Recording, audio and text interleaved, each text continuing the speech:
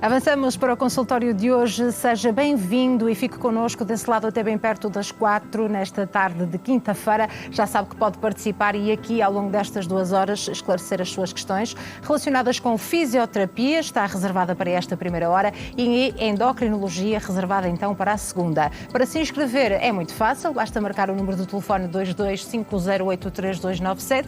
Pode também, como já sabe, enviar para o endereço de e-mail consultório@portocanal.pt a sua história, o seu caso ou também a sua pergunta.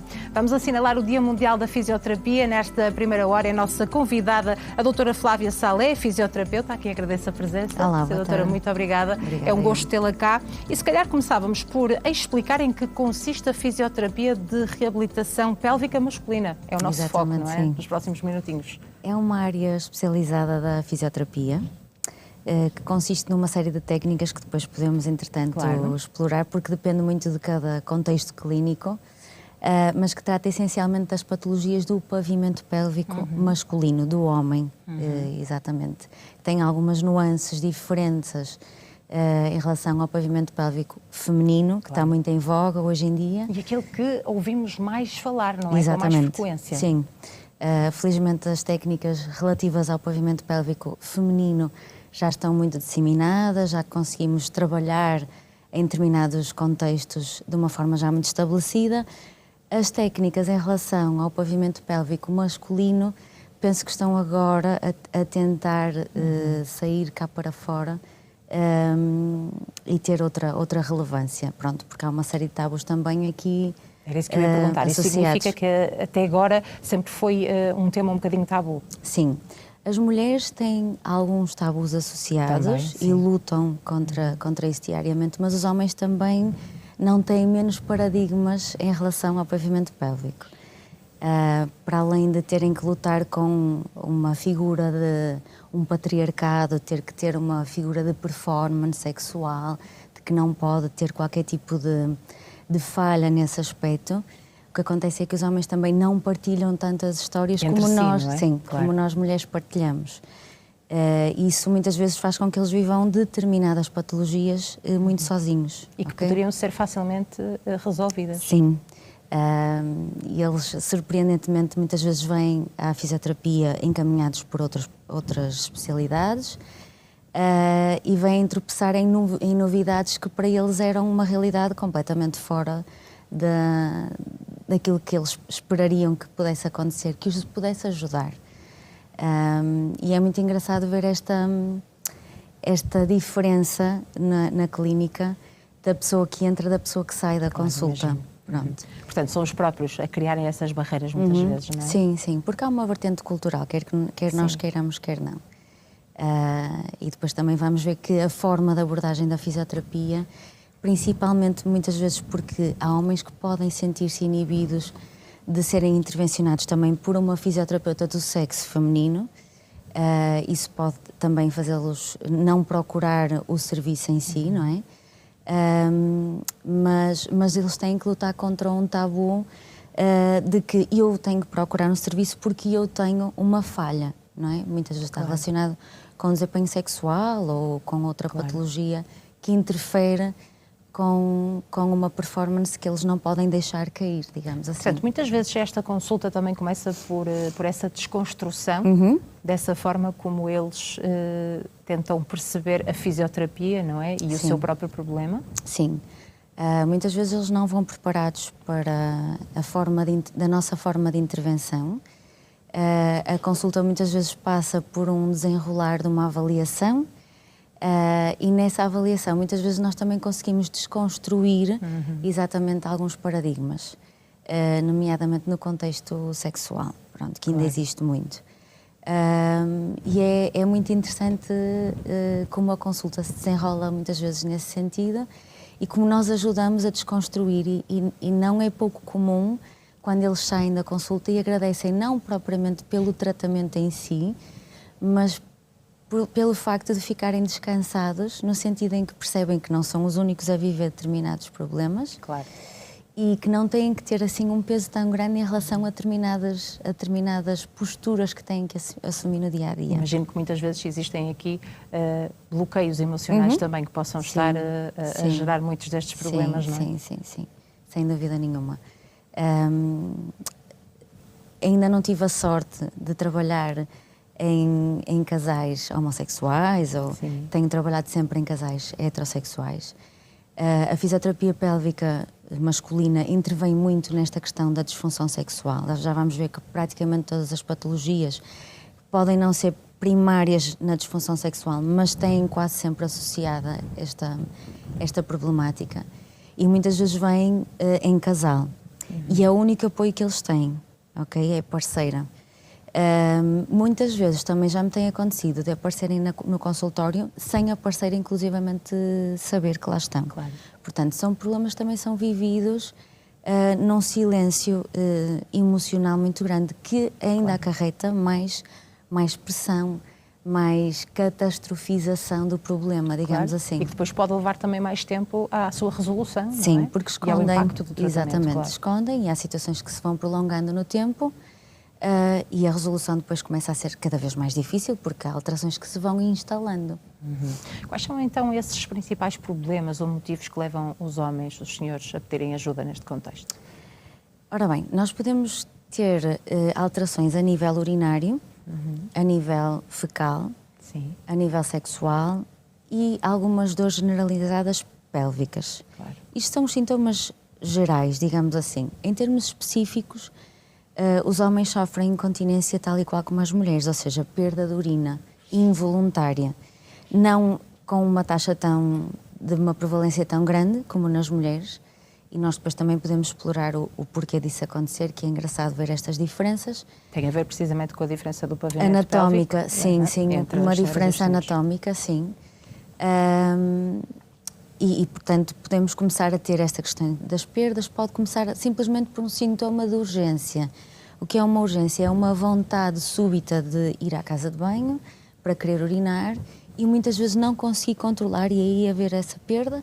Outras vezes ainda se consegue controlar, mas é uma vontade constante, de tal forma que a pessoa se inibe em contexto social de ir a determinados sítios, ou então, antes de sair de casa, tem obrigatoriamente que ir à casa de banho, mesmo que não tenha grande vontade, para evitar uma determinada exposição.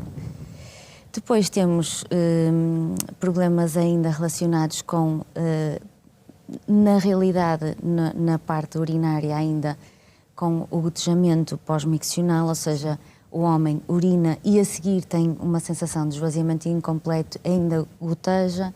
Por exemplo, podemos ter problemas no jato urinário em si, em que ele perde alguma performance, alguma força. Não é pouco comum os homens começarem com aquilo que chamamos uma hesitação, ou seja, sentem vontade de urinar, querem urinar, mas na realidade não conseguem. Às vezes têm que ir caminhar um bocadinho para depois conseguirem urinar. Pronto, estes são alguns exemplos da parte urinária. Depois podemos ter sintomas da parte fecal, perda involuntária de gases ou de fezes, não é? E aqui temos de falar do impacto, de facto, muito negativo que isto tem na qualidade de vida das pessoas, não é? Sim. Isolam-se ainda mais. Exatamente, cada vez mais. A questão da intervenção na fisioterapia, nestes casos, tem muito a ver com isto.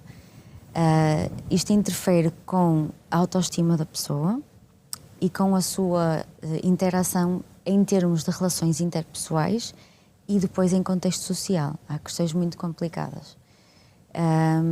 E então, como estávamos a falar das questões mais fecais, podemos ter a tal incontinência, podemos ter as vulgares hemorroides, as fissuras anais, que as pessoas interpretam como se fosse uma coisa muito natural, mas que na realidade já denunciam que alguma problemática, possivelmente no pavimento pélvico, poderá estar associada, não só, mas também.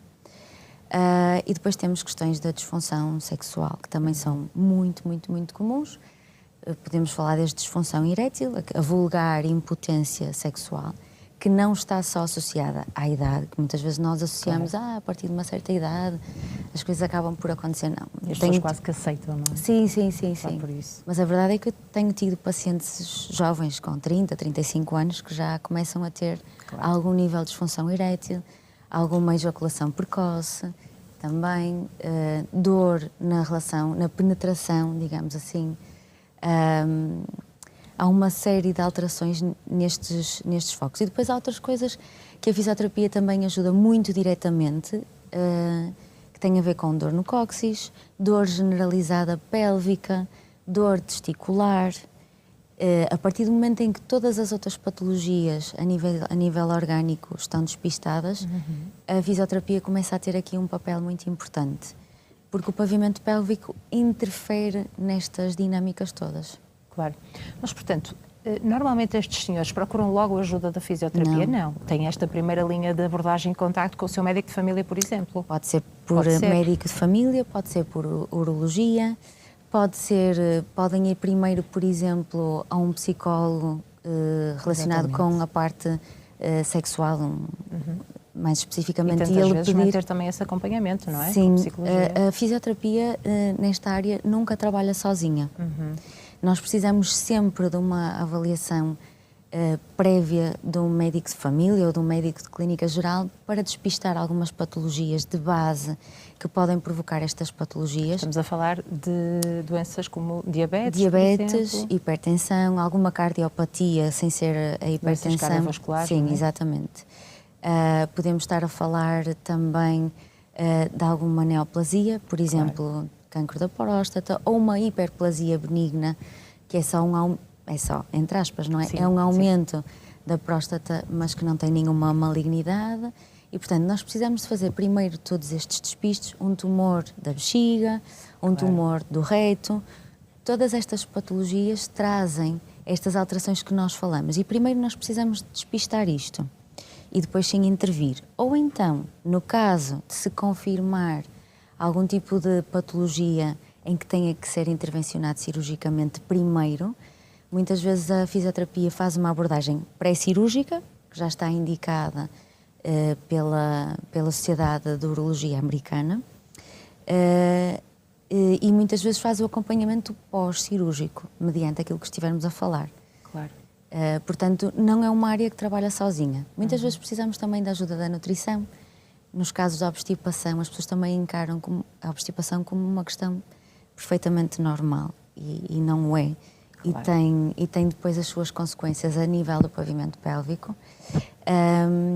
Precisamos também muitas vezes da ajuda da urologia, muitas vezes eles é que encaminham para nós, de um psicólogo especializado em sexologia. Por exemplo, muitas vezes a diabetes e a colesterol andam de mãos dadas com a disfunção erétil, não é? E, portanto, se a diabetes não estiver controlada, nem o colesterol, dificilmente será... É difícil, não é? Resolver a questão do pavimento Até é muito pélvico. curioso que uma das primeiras sintomatologias de diabetes ou até de alguma cardiopatia pode ser mesmo a disfunção erétil. Exatamente. Porque toda a vascularização, toda a perfusão não consegue chegar a um órgão que é distal. Porque os órgãos primordiais é que têm que ser mantidos. E então a disfunção erétil é uma das primeiras sintomatologias. Então temos primeiro que fazer essa abordagem colateral, essa avaliação colateral, e só depois é que nós podemos intervir. De uma forma geral, Sra. Doutora, que tipo de tratamento é que é feito então na fisioterapia? Depende muito da condição. Claro. Mas na generalidade o paciente, quando entra na nossa consulta, é sempre feita uma anamnese. Claro. Pronto, para nós percebermos em que área é que nós temos que intervir. Mas, independentemente do paciente nos chegar com uma queixa urinária, uma queixa fecal, uma queixa pélvica ou uma queixa sexual, nós temos que avaliar as 4, porque as 4 estão interligadas. Sim. Depois de fazermos essa avaliação, vamos tentar definir qual é o nosso foco primordial de atuação. Sendo que estamos aqui maioritariamente a falar do pavimento pélvico, nós precisamos fazer uma avaliação destes músculos, porque o pavimento pélvico é isto mesmo, é um conjunto não só de músculos, mas maioritariamente de uma camada muscular mais superficial, que está mais acessível à parte externa, mas também uma camada mais profunda, que só está acessível via interna. E, portanto, nós depois também temos que preparar o paciente, para além de toda esta desmistificação que nós temos que fazer, que falámos anteriormente, para uma possível abordagem interna. No caso de uma mulher, nós temos duas vias de entrada, temos a nossa vulva e a vagina, não é? E temos a parte anal. No homem, nós só conseguiremos ter a abordagem via anal. Se a pessoa não estiver à vontade ou se não houver este tipo de necessidade de abordagem através do toque retal, nós fazemos todas as técnicas a nível externo. Há muitas técnicas de aprendizagem respiratória, inicialmente, de aprendizagem da contração do pavimento pélvico, sendo que a monitorização com o toque retal é importantíssimo para nós percebermos o que é que está a ser contraído, de que forma, se é mantido, quais são os músculos que estão a ser usados. Pronto. Pode ser também usado um aparelho que se chama um aparelho de biofeedback, onde o paciente também vê o resultado num gráfico da sua contração. É uma abordagem igualmente válida, para nós não usarmos as nossas mãos, o toque retal, digamos assim.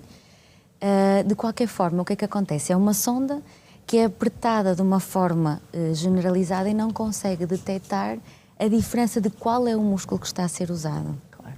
E muitas vezes isso faz toda a diferença.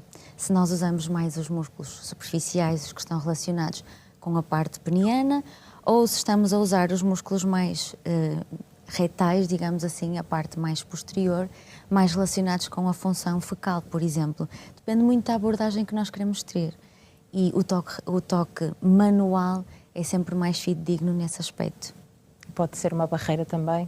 Pode, sim. Sim. Muitos senhores não veem com naturalidade esse exame, não é? Não, exatamente. E já me tem acontecido em consulta haver uma primeira consulta de negociação, em que eu explico tudo isto, desconstruímos os tais tabus, a pessoa vai para casa, prepara-se mentalmente, eu explico todos os procedimentos e depois volta numa segunda consulta já preparado mentalmente para esse tipo de abordagem. Pronto. Pode ser feito na posição em que o paciente achar mais conveniente. Se gostar de ficar de barriga para baixo porque de alguma forma não quer encarar, o terapeuta está à vontade para o fazer, nós temos essa possibilidade. Pelo contrário, se muitas vezes quiser ficar de barriga para cima, daquilo que nós chamamos de cúbito dorsal, também é possível aplicar assim a técnica e nós mantermos um contacto visual com o paciente, que é muito importante e que para alguns traz muita confiança. O que é que acontece? Para haver este tipo de abordagem, nós precisamos sempre de um consentimento informado, porque é um tratamento, digamos, minimamente invasivo, mas não deixa de o ser.